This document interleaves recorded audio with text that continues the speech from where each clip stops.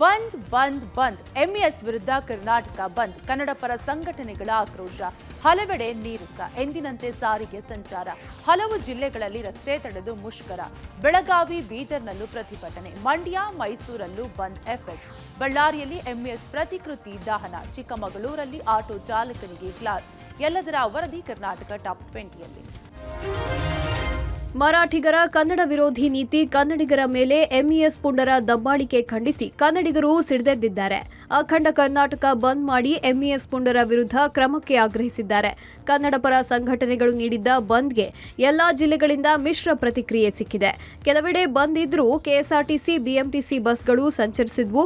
ಬೆಂಗಳೂರು, ಮೈಸೂರು, ಮಂಡ್ಯ, ದಾವಣಗೆರೆ, ಬಾಗಲಕೋಟೆ, ಬೆಳಗಾವಿ ಸೇರಿದಂತೆ ಎಲ್ಲೆಡೆ ಉತ್ತಮ ಪ್ರತಿಕ್ರಿಯೆ ಸಿಕ್ಕಿತು. ಹಲವೆಡೆ ಕನ್ನಡ ಪರ ಹೋರಾಟಗಾರರು ಬೀದಿಗಿಳಿದು ಪ್ರತಿಭಟನೆ ನಡೆಸಿದ್ರು. ಈ ವೇಳೆ ಸಾರ್ವಜನಿಕರಿಗೆ ಅಡ್ಡಿ ಮಾಡಿದ ಹೋರಾಟಗಾರರನ್ನು ಪೊಲೀಸರು ವಶಕ್ಕೆ ಪಡೆದರು. ಇನ್ನು ಕೆಲವೆಡೆ ಅಂಗಡಿ ಮುಂಗಟ್ಟು ಬಂದ್ ಮಾಡಿ ಬಂದ್ಗೆ ಬೆಂಬಲ ನೀಡಲಾಯಿತು. ಇನ್ನು ಕೆಲವೆಡೆ ಅಂಗಡಿ ಮುಂಗಟ್ಟುಗಳನ್ನ ಎಂದಿನಂತೆ ತೆರೆಯಲಾಗಿತ್ತು. ಹಲವು ಜಿಲ್ಲೆಗಳಲ್ಲಿ ಸಾರಿಗೆ ಬಸ್ ಸಂಚಾರ ಎಂದಿನಂತೆ ಇತ್ತು.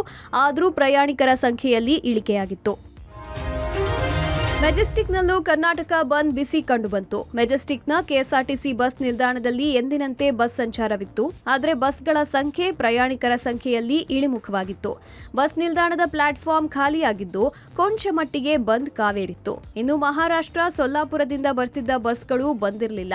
ಇತ್ತ ಬಿಎಂಟಿಸಿ ಬಸ್ಗಳು ಕೂಡ ಸಹಜ ಸ್ಥಿತಿಯಂತೆ ಸಂಚರಿಸಿದ್ವು. ಯಾವುದೇ ಬಂದ್ಗೆ ತಲೆ ಕೆಡಿಸಿಕೊಳ್ಳದಂತೆ ಪ್ರಯಾಣಿಕರು ಪ್ರಯಾಣಿಸಿದ್ರು. ಇನ್ನು ಆನಂದರಾವ್ ಸರ್ಕಲ್ ರಸ್ತೆಯ ಫ್ಲೈಓವರ್ ಮೇಲೆ ಬಸ್ಗಳನ್ನು ತಡೆದು ಆಕ್ರೋಶ ಹೊರಹಾಕಲಾಯಿತು. ಅನ್ಯ ರಾಜ್ಯದ ಬಸ್ಗಳನ್ನು ತಡೆದ ಸಾರಾ ಗೋವಿಂದು, ವಾಟಾಳ್ ನಾಗರಾಜ್ ಬಣ ಕಾರ್ಯಕರ್ತರು ಕಪ್ಪು ಮಸಿ ಬಳಿಯುವ ಕೆಲಸ ಮಾಡಿದ್ರು. ಈ ವೇಳೆ ಪ್ರತಿಭಟನಾಕಾರರನ್ನು ಪೊಲೀಸರು ವಶಕ್ಕೆ ಪಡೆದ್ರು. ಅಖಂಡ ಕರ್ನಾಟಕ ಬಂದ್ಗೆ ಬೆಂಗಳೂರಿನಲ್ಲಿ ಮಿಶ್ರ ಪ್ರತಿಕ್ರಿಯೆ ವ್ಯಕ್ತವಾಗಿದೆ. ಬಂದ್ಗೆ ಚಿತ್ರರಂಗದ ನೈತಿಕ ಬೆಂಬಲದ ಹಿನ್ನೆಲೆಯಲ್ಲಿ ಥಿಯೇಟರ್ಗಳಲ್ಲಿ ಮಾರ್ನಿಂಗ್ ಶೋ ರದ್ದು ಮಾಡಿ ಬೆಂಬಲವನ್ನು ಸೂಚಿಸಿದ್ರು. ಇನ್ನು ಮಧ್ಯಾಹ್ನದ ನಂತರ ಮ್ಯಾಟ್ನಿ ಶೋಗೆ ಜನರು ಆಗಮಿಸಿದ್ರು. ಮಾಲ್ಗಳು ಸಹ ಎಂದಿನಂತೆ ಓಪನ್ ಆಗಿದ್ವು. ಮಂತ್ರಿ ಮಾಲ್ ಮುಂದೆ ಪೊಲೀಸರು ಕಣ್ಗಾವಲಿಟ್ಟಿದ್ರು. ಮಾಲ್ನಲ್ಲಿ ಅಹಿತಕರ ಘಟನೆ ನಡೆಯದಂತೆ ಎಚ್ಚರಿಕೆ ವಹಿಸಿದ್ರು. ಕಮರ್ಷಿಯಲ್ ಸ್ಟ್ರೀಟ್ ಕೂಡ ಎಂದಿನಂತೆ ಓಪನ್ ಇತ್ತು. ಬೆಳಗ್ಗೆ ಕ್ಲೋಸ್ ಆಗಿದ್ದ ಅಂಗಡಿಗಳು 10 ಗಂಟೆಯ ನಂತರ ತೆರೆಯಲಾರಂಭಿಸಿದ್ವು. ಕೆಲ ಹೊತ್ತಿನ ಬಳಿಕ ಬೆಂಗಳೂರಿಗರು ಬಂದ್ ಮೂಡ್ನಿಂದ ಹೊರಬಂದ್ರು. Chikkapete, Mysuru bank circle, Majestic ಯಥಾಸ್ಥಿತಿಗೆ ಬಂತು. ಜನಸಂಖ್ಯೆ ಕೂಡ ಕೊಂಚ ಇಳಿಮುಖವಾಗಿದ್ರು. ಅಂಗಡಿ ಮುಂಗಟ್ಟುಗಳು ತೆರೆದಿದ್ವು. ಕರ್ನಾಟಕ ಬಂದ್ಗೆ ಆನೇಕಲ್ ಗಡಿಯಲ್ಲೂ ನೀರಸ ಪ್ರತಿಕ್ರಿಯೆ ವ್ಯಕ್ತವಾಗಿದೆ. ಕನ್ನಡ ಪರ ಜಾಗೃತಿ ವೇದಿಕೆ ನೇತೃತ್ವದಲ್ಲಿ ಅತ್ತಿಬೆಲೆ ಗೋಪುರದ ಬಳಿ ರಸ್ತೆ ತಡೆದು ಪ್ರತಿಭಟನೆ ನಡೆಸಲಾಯಿತು. ಬೆಳಗಾವಿಯಲ್ಲಿ ಪದೇ ಪದೇ ಕನ್ನಡಿಗರ ಮೇಲೆ ದೌರ್ಜನ್ಯ. ಎಂಇಎಸ್ ಮತ್ತು ಶಿವಸೇನೆಯಿಂದ ಗೂಂಡಾಗಿರಿ ಆಗ್ತಿದೆ. ಕನ್ನಡಿಗರ ಮೇಲೆ ದೌರ್ಜನ್ಯವನ್ನೆಸಗುವವರನ್ನ ಗಡೀಪಾರು ಮಾಡಬೇಕು ಎಂದು ಧಿಕ್ಕಾರ ಕೂಗಿದ್ರು. ಈ ವೇಳೆ ರಸ್ತೆಯಲ್ಲಿ ಟೈರ್ಗೆ ಬೆಂಕಿ ಹಚ್ಚಲು ಮುಂದಾದ ಪ್ರತಿಭಟನಾಕಾರರನ್ನು ಪೊಲೀಸರು ವಶಕ್ಕೆ ಪಡೆದ್ರು. ಇನ್ನು ಆನೇಕಲ್ ಪಟ್ಟಣದಲ್ಲಿ ಅಂಗಡಿ ಮುಂಗಟ್ಟುಗಳನ್ನು ಮುಚ್ಚಿಸಲಾಯಿತು. ಕನ್ನಡ ಪರ ಹೋರಾಟಗಾರರ ಮನವಿಗೆ ಮಣಿದು ಮಾಲೀಕರು ಅಂಗಡಿಗಳಿಗೆ ಬಾಗಿಲು ಹಾಕಿದ್ರು. ಇತ್ತ ನೆಲಮಂಗಲ ರಾಷ್ಟ್ರೀಯ ಹೆದ್ದಾರಿಗೆ ನುಗ್ಗಿ ಕರವೇ ಕಾರ್ಯಕರ್ತರು ಪ್ರತಿಭಟನೆ ನಡೆಸಿದ್ರು. ನೆಲಮಂಗಲ ನವಯುಗ ಟೋಲ್ ಬಳಿ ಕರವೇ ಶಿವರಾಮೇಗೌಡ ಬಣದ ಕಾರ್ಯಕರ್ತರು ಎಂಇಎಸ್ ಪುಂಡರನ್ನು ಗಡೀಪಾರು ಮಾಡುವಂತೆ ಆಗ್ರಹಿಸಿದ್ರು. ನೆಲಮಂಗಲ ಬೆಂಗಳೂರು ಹೆದ್ದಾರಿಯಲ್ಲಿ ಕುಳಿತು ಬೆಳಗಾವಿ ನಮ್ಮದು ಎಂದು ಘೋಷಣೆ ಕೂಗಿದ್ರು. ಬೆಳಗಾವಿಯಲ್ಲಿ ಮರಾಠಿ ಪುಂಡರ ಪುಂಡಾಟಿಕೆ ಖಂಡಿಸಿ ಕನ್ನಡ ಪರ ಸಂಘಟನೆಗಳು ಕರೆ ಕೊಟ್ಟ ಕರ್ನಾಟಕ ಬಂದ್ಗೆ ನೀರಸ ಪ್ರತಿಕ್ರಿಯೆ ವ್ಯಕ್ತವಾಗಿದೆ. ಬೆಳಗಾವಿಯಲ್ಲಿ ಕರ್ನಾಟಕದ ಗಡಿವರೆಗೂ ಮಾತ್ರ ಮಹಾರಾಷ್ಟ್ರ ಬಸ್ಗಳು ಸಂಚರಿಸಿದ್ವು. ಬಂದ್ ಹಿನ್ನೆಲೆ ರಾತ್ರಿಯೇ ಮಹಾರಾಷ್ಟ್ರ ಬಸ್ಗಳನ್ನ ವಾಪಸ್ ಕಳಿಸಲಾಗಿದೆ. ಇನ್ನು ಬೆಳಗಾವಿಯ ಅತಿಥಿ ಗೃಹ ಮುಂಭಾಗದಲ್ಲಿ ಕರವೇ ಕಾರ್ಯಕರ್ತರು ಎಂಇಎಸ್ ವಿರುದ್ಧ ಧಿಕ್ಕಾರ ಕೂಗಿ ಆಕ್ರೋಶ ಹೊರಹಾಕಿದ್ರು.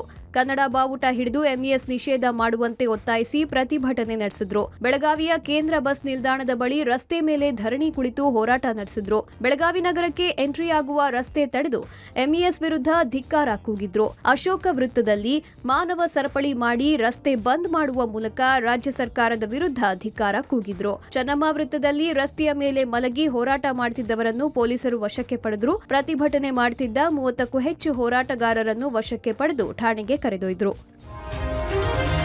ಕರ್ನಾಟಕ ಬಂದ್ಗೆ ಮೈಸೂರಿನಲ್ಲೂ ಉತ್ತಮ ಪ್ರತಿಕ್ರಿಯೆ ಸಿಕ್ಕಿದೆ. ಕೆಎಸ್ಆರ್ಟಿಸಿ ಬಸ್ಗಳನ್ನು ತಡೆದು ಪ್ರೊಟೆಸ್ಟ್ ನಡೆಸುತ್ತಿದ್ದ ಕನ್ನಡ ಪರ ಸಂಘಟನೆಗಳ ಪ್ರತಿಭಟನಾ ನಿರತರನ್ನ ಪೊಲೀಸರು ವಶಕ್ಕೆ ಪಡೆದರು. ಕೆಎಸ್ಆರ್ಟಿಸಿ ಬಸ್ ನಿಲ್ದಾಣದ ಬಳಿ ಬಸ್ಗಳಿಗೆ ಅಡ್ಡಲಾಗಿ ಪ್ರತಿಭಟನೆಯನ್ನು ನಡೆಸಲಾಗುತ್ತಿತ್ತು.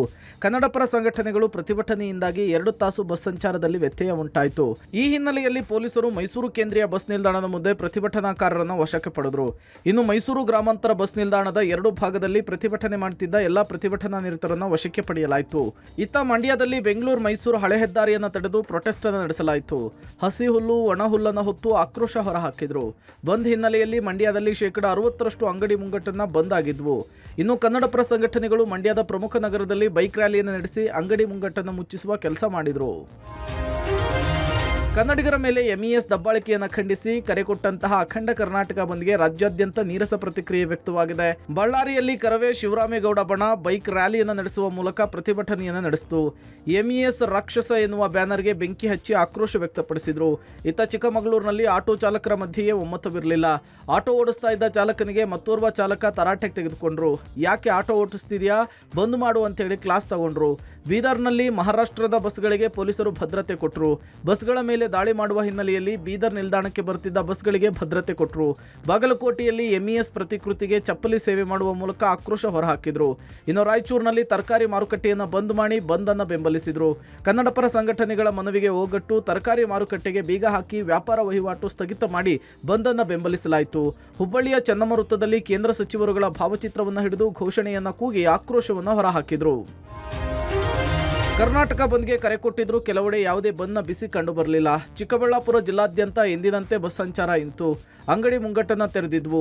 ಶಾಲಾ ಕಾಲೇಜುಗಳು ಎಂದಿನಂತೆ ಓಪನ್ ಇದ್ವು. ಉಡುಪಿಯಲ್ಲೂ ಕೂಡ ಬಂದ್ಗೆ ಬೆಂಬಲ ವ್ಯಕ್ತವಾಗಿಲ್ಲ. ಜನಜೀವನ, ವಾಹನಗಳ ಓಡಾಟ ಯಥಾಸ್ಥಿತಿಯಲ್ಲಿತ್ತು. ಕರ್ನಾಟಕ ಗಡಿ ಜಿಲ್ಲೆ ಉತ್ತರ ಕನ್ನಡದಲ್ಲಿ ಬಂದ್ಗೆ ಬೆಂಬಲ ಸಿಗಲಿಲ್ಲ. ಕನ್ನಡ ಸಂಘಟನೆಗಳು ಬೆಂಬಲ ನೀಡದ ಹಿನ್ನೆಲೆಯಲ್ಲಿ ಸಹಜ ಸ್ಥಿತಿಯಲ್ಲಿಯೇ ಕಾರವಾರದಿಂದ ಗೋವಾ, ಮಹಾರಾಷ್ಟ್ರಕ್ಕೆ ಬಸ್ಗಳು ಹೋದವು. ಮಲೆನಾಡು ಜಿಲ್ಲೆ ಶಿವಮೊಗ್ಗದಲ್ಲೂ ಕೂಡ ಎಂದಿನಂತೆ ಸಾರಿಗೆ ಸಂಚಾರ, ವ್ಯಾಪಾರ ವಹಿವಾಟು ನಡೀತು.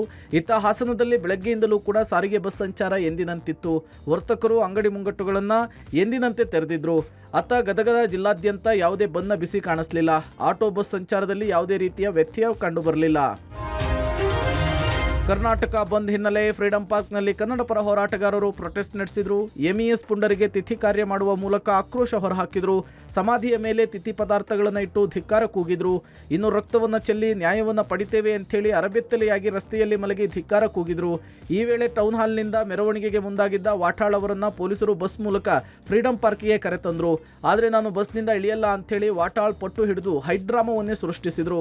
ಪೊಲೀಸರು ಎಷ್ಟೇ ಮನವಿ ಮಾಡಿದ್ರು ರ್ಯಾಲಿಗೆ ಅವಕಾಶ ಕೊಡಲಿಲ್ಲ ಅಂಥೇಳಿ ಸಿಟ್ಟನ್ನು ಹೊರಹಾಕಿದ್ರು. ನಾವು ಬಸ್ ಬಿಟ್ಟು ಇಳಿಯಲ್ಲ, ಅದೇನ್ ಮಾಡ್ತಾರೆ ಮಾಡಿ, ಅವ್ರೇನಾರು ಮಾಡ್ಕೊಳ್ಳಿ, ನಾವೇನ್ ಮಾಡ್ಬೇಕು? ಪರಿಸ್ಥಿತಿ ನಾನು ಎಂದೂ ನೋಡಿರಲಿಲ್ಲ. ಇದೇನಿ ದರಿದ್ರ ಈ ವ್ಯವಸ್ಥೆ, ಈ ತರ ಪೊಲೀಸು ನೋಟಿಸು, ಜನಗಳ ಕರೆಯೋದು, ಮನೆಗಳಿಗೆ ನುಗ್ಗೋದು, ಎದುರಿಸೋದು, ಬೆದರಿಸೋದು.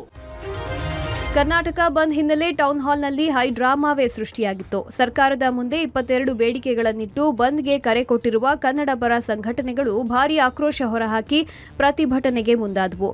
ಟೌನ್ ಹಾಲ್ನಿಂದ ಫ್ರೀಡಂ ಪಾರ್ಕ್ವರೆಗೆ ಮೆರವಣಿಗೆ ಮಾಡಲು ಮುಂದಾಗಿದ್ದ ಪ್ರತಿಭಟನಾಕಾರರನ್ನು ಪೊಲೀಸರು ವಶಕ್ಕೆ ಪಡೆದರು. ಟೌನ್ ಹಾಲ್ ಸುತ್ತಮುತ್ತ 600ಕ್ಕೂ ಹೆಚ್ಚು ಪೊಲೀಸರನ್ನು ನಿಯೋಜನೆ ಮಾಡಿ ಸಿದ್ಧತೆ ಮಾಡಿಕೊಂಡಿದ್ದ ಪೊಲೀಸ್ ಇಲಾಖೆ ಪ್ರತಿಭಟನಾಕಾರರು ಬರ್ತಿದ್ದಂತೆ ವಶಕ್ಕೆ ಪಡೆಯುವ ಕೆಲಸ ಮಾಡಿದ್ರು. ಟೌನ್ ಹಾಲ್ನಿಂದ ಕಾಲ್ನಡಿಗೆಗೆ ಮುಂದಾಗಿದ್ದ ವಾಟಾಳ್ ನಾಗರಾಜ್, ಸಾರಾ ಗೋವಿಂದು, ರೂಪೇಶ್ ರಾಜಣ್ಣ, ಕುಮಾರ್ ಸೇರಿದಂತೆ ಹಲವರನ್ನು ವಶಕ್ಕೆ ಪಡೆದು ಬಸ್ಗೆ ಹತ್ತಿಸುವ ಕೆಲಸ ಮಾಡಿದ್ರು. ಈ ವೇಳೆ ಇದು ಪೊಲೀಸ್ ಗೂಂಡಾಗಿರಿ ಎಂದು ಪ್ರತಿಭಟನಾಕಾರರು ಧಿಕ್ಕಾರ ಕೂಗಿದ್ರು. ಇನ್ನು ಹೋರಾಟಗಾರರನ್ನು ಬಸ್ಗೆ ಹತ್ತಿಸುತ್ತಿದ್ದಂತೆ ಬಸ್ನಿಂದ ಜಿಗಿಯುವ ಕೆಲಸ ಮಾಡಿದ್ರು. ಈ ವೇಳೆ ಹೈ ಡ್ರಾಮಾವೇ ಸೃಷ್ಟಿಯಾಯಿತು.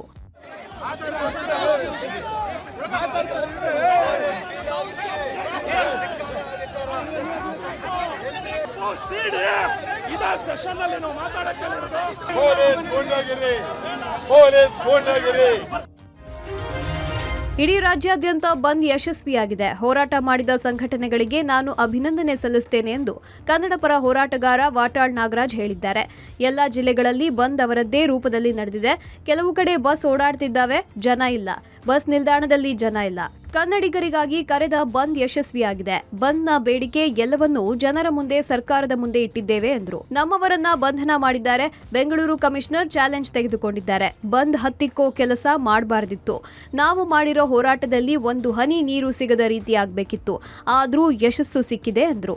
ಇತ್ತ ಸಾರಾ ಗೋವಿಂದು ಕೂಡ ರಾಜ್ಯ ಕೇಂದ್ರ ಸರ್ಕಾರದ ವಿರುದ್ಧ ಆಕ್ರೋಶ ಹೊರಹಾಕಿದ್ರು. ಬಂದ್ ಅದ್ಭುತವಾಗಿ ಯಶಸ್ ಕಂಡುಬಿಡ್ತಾರೆ. ಕೆಳಗಿಳಿ ಯಾಕೆ ಬಿಡ್ಲಿಲ್ಲ ಅಂತೀನಿ, ಕಾರಿನಿಂದ ಹಂಗೆ ಹಿಡ್ಕೊಂಡ್ರು, ಒಂದ್ ಹೆಜ್ಜೆ ಇಡಕ್ ಬಿಡ್ಲಿಲ್ಲ. ಈ ನನ್ನ ಲೈಫ್ ನೋಡಿರಲಿಲ್ಲ. ಹೋರಾಟ ಮಾಡ್ತೀವಿ ನೋಡಪ್ಪ ಪುಣ್ಯಾತ್ಮ.